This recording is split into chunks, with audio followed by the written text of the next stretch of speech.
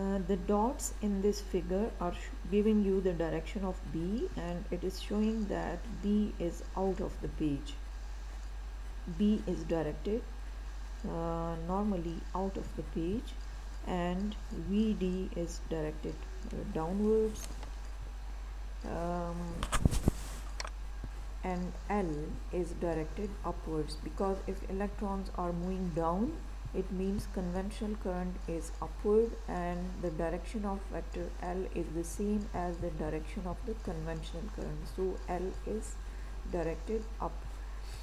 So it means that uh, B, which is out of the page, and L, which is upward, are making an angle of 90 degree with each other.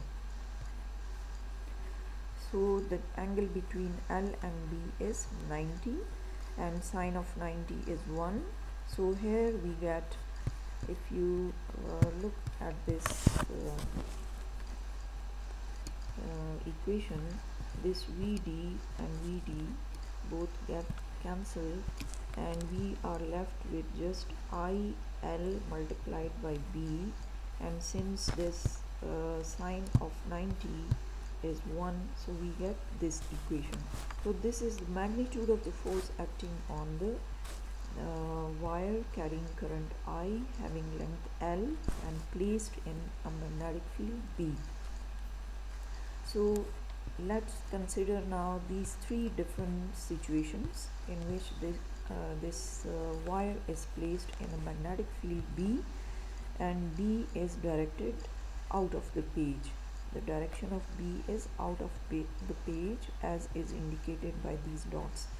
Now in the first case, I is equal to 0, that is, this wire is carrying no current.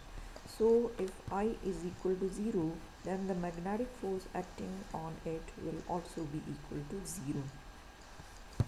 So for this case, this F will be equal to 0, that is F, and remember that F is the magnetic force acting on this wire in the absence of the current. So the magnetic force is 0 in this case. Now what about this one?